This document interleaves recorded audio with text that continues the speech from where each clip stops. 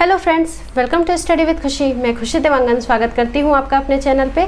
आज का जो हमारा टॉपिक है वो सैयद वंश के ऊपर होने वाला है। इसके पहले वीडियो में हमने गुलाम वंश, खिलजी वंश, तुगलक वंश को पूरे विस्तार से चर्चा किया। अगर आपने वो वीडियो नहीं देखा है तो पहले आप वो वीडियो देखिए, फिर आप सैयद वंश और इसके बाद जो आने वाला है लोधी वंश वो देखिए। अगर आप क्रम से वीडियो देखेंगे जो मध्यकालीन भारत के इतिहास की सीरीज चल रही है तो आप उस पर अच्छी समझ भी विकसित कर पाएंगे और इतिहास को लंबे समय तक याद भी कर पाएंगे। ठीक है, तो पहले आप जो गुलाम वंश, खिलजी वंश, तुगलक वंश के वीडियोस हैं वो देखिए, फिर सैयद वंश देखिए। ये बहुत छोटा टॉपिक है। इसके बाद कल सुबह आपको लोधी वंश के वीडियो मिल जाएंगे। ठीक है, तो इस तरह से हमारा जो मध्य भारत के इतिहास का सल्तनत काल जो हम देख रहे थे वो समाप्त हो जाएगा। और एक लास्ट वीडियो में सल्तनत काल के जो प्रमुख प्रशासनिक व्यवस्था थी और कुछ कुछ विभाग थे जो उस समय की संस्कृति थी, कला थी, उसके बारे में मैं आप लोगों को एक सेपरेट वीडियो प्रोवाइड करा दूंगी। ठीक है, उसके बाद हम विजयनगर साम्राज्य और ब्रह्मणी साम्राज्य भी देख लेंगे। ठीक है, तो चलिए फिर आज का वीडियो स्टार्ट करते हैं।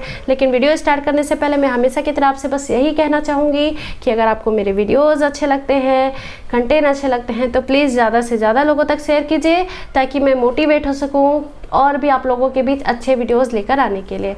तो ठीक है, फिर वीडियो स्टार्ट करते हैं। सैयद वंश का शासनकाल 1414 ईस्वी से 1451 ईस्वी तक था। 37 ईयर का था। ठीक है, 1414 से 1451 ईयर का था।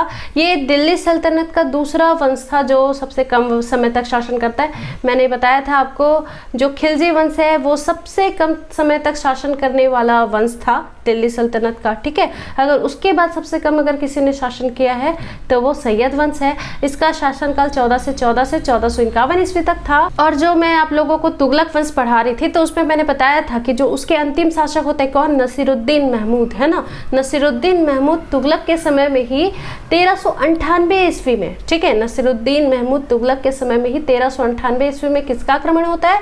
तैमूर लंग का आक्रमण होता है। ठीक है, तो तैमूर लंग का जब आक्रमण होता है तो नसीरुद्दीन महमूद जो है वो तो हार जाता है ना। और जो तैमूर लंग है वो दिल्ली पर अधिकार तो कर लेता है पर वो भारत पर शासन नहीं करना चाहता। ठीक है, जो तैमूर लंग है वो दिल्ली पर आक्रमण करके अधिकार कर लेता है, नसीरुद्दीन महमूद को हरा देता है, लेकिन वो शासन नहीं करना चाहता।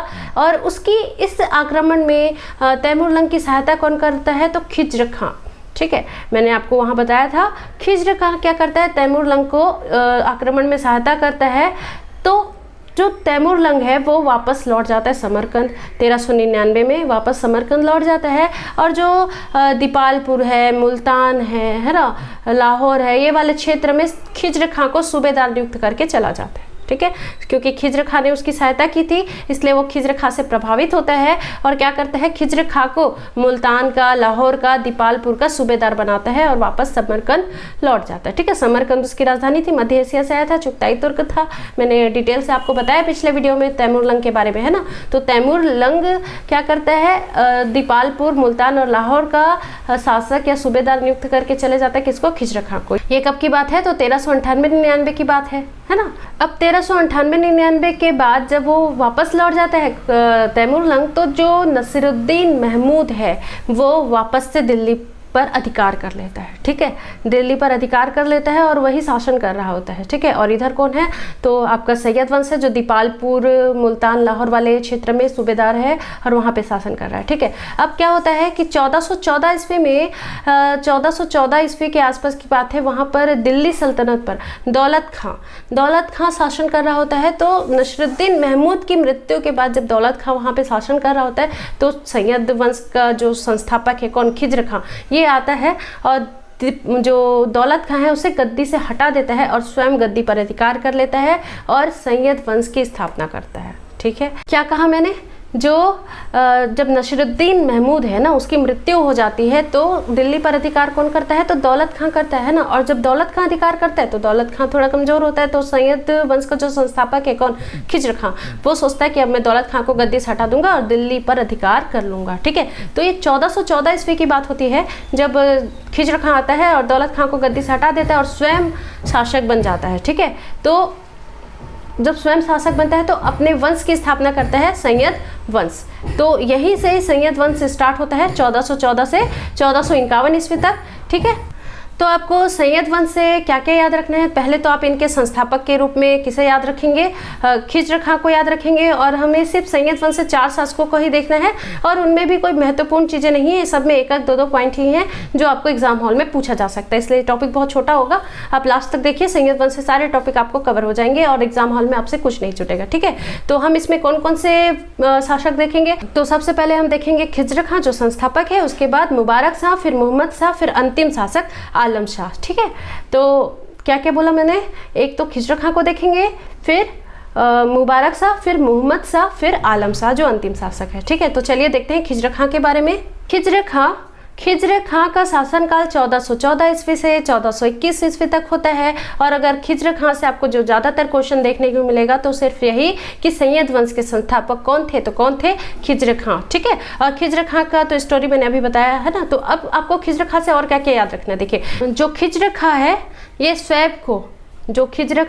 स्वयं को जो पैगंबर हजरत मोहम्मद है, इस्लाम धर्म के प्रवर्तक, इनका वंशज मानते हैं। ठीक है, ये किस आधार पर मानते हैं, ये किस आधार पर करते हैं, इसकी तो कोई पुष्टि नहीं है, लेकिन ये जो खिज्र खां है ये स्वयं को पैगंबर हजरत मोहम्मद साहब के वंशज के रूप में मानते हैं। ठीक, जब खिज्र खां 1414 ईस्वी में गद्दी पर बैठता है, सैयद वंश की स्थापना करता है, तो ये जो तैमूर लंग है उसके प्रतिनिधि के रूप में कार्य कर रहा होता है, इसलिए ये सुल्तान की उपाधि धारण नहीं करता। ठीक है, आपको क्या याद रखना है कि जो खिज्र खां है ये सुल्तान की उपाधि धारण नहीं करता, रैयत ए आला की उपाधि धारण करता है। ठीक है, रैयत ए आला, तो ये उपाधि आपको याद रखनी है खिज्र खां की। क्या? रैयत ए आला। ठीक है, रैयत ए आला का मतलब क्या होता है? तो तैमूर का मातहत या प्रतिनिधि। ठीक है, तो खिज्र खां सुल्तान की उपाधि धारण नहीं करता, रैयत ए आला की उपाधि धारण करता है। ठीक है, और ये तैमूर लंग के नाम का खुतबा पढ़वाता है। सभी जो हम देख रहे हैं दिल्ली सल्तनत के जो शासक हैं वो अपने नाम का खुतबा पढ़वाते हैं ना, लेकिन ये स्वयं को स्वतंत्र शासक के रूप में घोषित नहीं करता, तैमूर लंग के प्रतिनिधि के रूप में कार्य कर रहा होता है ना। तो ये तैमूर लंग और उसके जो पुत्र हैं शाहरुख, तैमूर लंग और उसका जो पुत्र है शाहरुख, उसके नाम का खुतबा पढ़वाता है और अपने शासनकाल तक सुल्तान की उपाधि धारण नहीं करता। तो तैमूर जो खिज्र खां है, इससे सिर्फ इतनी ही चीज़ें आपको याद रखनी है। और जो इससे पहले कहाँ का सूबेदार था, कैसे आया, ये सारी स्टोरी बस आपको याद रखनी है। ठीक है, अब खिज्र खां के बाद देखते हैं तो मुबारक शाह गद्दी पर बैठता है और मुबारक शाह का शासनकाल 1421 से 1434, कहीं कहीं आपको 33 देखने को मिलेगा, एनसीईआरटी के बुक में आपको 1433 देखने को मिलेगा। ठीक है, तो जो मुबारक शाह है उसका शासनकाल 1421 से 1433-34 के बीच का होता है। ठीक है, अब मुबारक शाह से आपको क्या याद रखना है? तो देखिए, जैसे मैंने कहा खिज्र खां तैमूर के प्रतिनिधि के रूप में कार्य करता है और सुल्तान की उपाधि धारण नहीं करता, लेकिन मुबारक शाह अपने आप को स्वतंत्र शासक घोषित कर देता है और सुल्तान की उपाधि धारण करता है, रैयत ए आला की उपाधि धारण नहीं करता, सुल्तान की उपाधि धारण करता है। कौन? मुबारक शाह। और यही मुबारक शाह ही इस वंश का थोड़ा ठीक ठाक शासक होता है। ठीक है, तो खिज्र खां से तो आपको जो चीजें याद रखनी थी हो गई। अब मुबारक शाह से भी ये याद रखने की अपने आप को स्वतंत्र शासक घोषित कर देता है, रैयत ए आला की उपाधि धारण नहीं करता, सुल्तान की उपाधि धारण करता है। ठीक है, खिज्र खां ने एक और काम किया था कि जो सिक्के चलवाए थे उसमें तैमूर और उसके जो वंशज है उनका नाम वो लिखवाता था अपने सिक्कों में, है ना। तो इसने क्या किया, जो वो तैमूर और उनके वंशज के सिक्के थे ना, मुबारक शाह ने उनके नाम को सिक्कों से हटवा दिया और अपने नाम के सिक्के चलवाए। ठीक है, मुबारक शाह ने क्या किया, जो पुराने सिक्के खिज्र खां ने चलवाए थे उसे बंद करवा कर उसमें तैमूर और जो उनके वंशज के नाम थे उन्हें हटवा दिया और अपने नाम के सिक्के चलवाए। ठीक है, तो मुबारक शाह से ये याद रखना है कि इसने स्वतंत्र शासक के रूप में शासन किया, सुल्तान की उपाधि धारण किया, रैयत ए आला की उपाधि धारण नहीं किया, अपने नाम के सिक्के चलवाए। यमुना नदी के तट पर इसने मुबारकबाद, अपने नाम पर मुबारकबाद नगर नामक नगर की स्थापना की। ठीक है, तो क्या क्या याद रखना है, तो सिक्के चलाए वो तो ठीक, इसने यमुना नदी के तट पर अपने नाम से मुबारकबाद नाम के नगर की स्थापना की। ठीक है, अब इसके एक दरबारी कवि थे अहमद सरहिंदी। ठीक है, इसके एक दरबारी कवि थे याहिया बिन अहमद सरहिंदी। कौन थे? याहिया बिन अहमद सरहिंदी। इसका नाम इसलिए आपको याद रखना है क्योंकि इसने एक रचना की थी तारीखे मुबारक शाही। मुबारक शाह के दरबार में है तो उसकी ही तारीफ करेगा, है ना। तो तारीखे मुबारक शाही किसने लिखी? तो याहिया बिन अहमद सरहिंदी ने लिखी। ये किसके दरबारी कवि थे? तो मुबारक शाह के दरबारी कवि थे। ठीक है, इसके बाद हम अगला शासक देखते हैं तो मोहम्मद शाह। ये 1433-34 ईस्वी से 1445 ईस्वी तक शासन करता है। ठीक है, कहीं आपको 1433 देखने को मिलेगा, कहीं आपको 1434। ठीक है, तो 1433-34 ईस्वी से 1445 ईस्वी तक शासन करता है। और ये मोहम्मद शाह से आपको सिर्फ एक ही चीज़ याद रखनी है कि इसके समय में जो मालवा के शासक होते हैं कौन, महमूद खिलजी। ठीक है, मालवा के शासक होते हैं कौन, महमूद खिलजी। तो महमूद खिलजी जो है दिल्ली पर आक्रमण करता है, लेकिन जो ये मोहम्मद शाह है ये अफगान के शासक बहलोल लोदी की सहायता से, जो अफगान के शासक है कौन, बहलोल लोदी, जो आगे चलकर लोदी वंश की स्थापना करेंगे, है ना, तो उसकी सहायता से इस आक्रमण को विफल कर देता है। ठीक है, ये आक्रमण को विफल कर देता है। ठीक है, तो अब मोहम्मद शाह जो है बहलोल लोदी से प्रसन्न हो जाता है और उसे खाना की उपाधि देता है।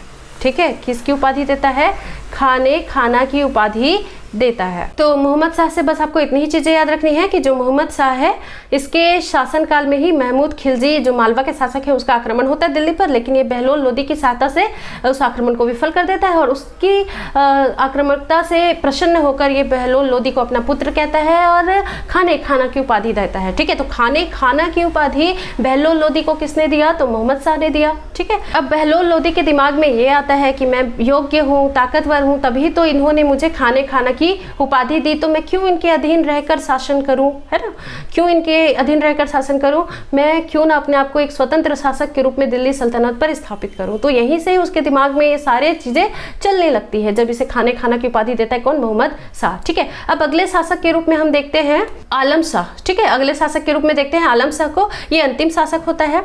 जो आलम शाह है, अलाउद्दीन आलम शाह, इसका शासनकाल 1445 से 1451 ईस्वी तक होता है। ये बहुत अयोग्य शासक होता है, बहुत विलासी शासक होता है, ये पूरे सल्तनत काल का सबसे कमजोर शासक होता है। ठीक है, तो जो बहलोल लोदी है, जैसे खाना की उपाधि दिया था कौन, मोहम्मद शाह, है ना, तो उसके शासनकाल में तो वह विरोध नहीं करता, नहीं कुछ करता है। ठीक है, लेकिन जैसे ही मोहम्मद शाह की मृत्यु होती है और कौन गद्दी पर बैठता है, तो यही जो अलाउद्दीन आलम शाह है 1445 ईस्वी पर गद्दी पर बैठता है और 1451 ईस्वी तक शासन कर रहा होता है। इसी के ही समय में जो बहलोल लोदी है ना, वो विरोध करता है, क्योंकि ये जो है एकदम अयोग्य शासक है, विलासी शासक है ना, तो ये इतना अयोग्य होता है कि बहलोल लोदी के भय से ही, ठीक है, ये मतलब जो अलाउद्दीन आलम शाह है दिल्ली सल्तनत पर शासन करने से पूर्व ये बदायूं का गवर्नर होता है। ठीक है, तो जैसे ही इसको पता चलता है कि बहलोल लोदी इसके खिलाफ षड्यंत्र रच रहा है, तो उसके भय से ही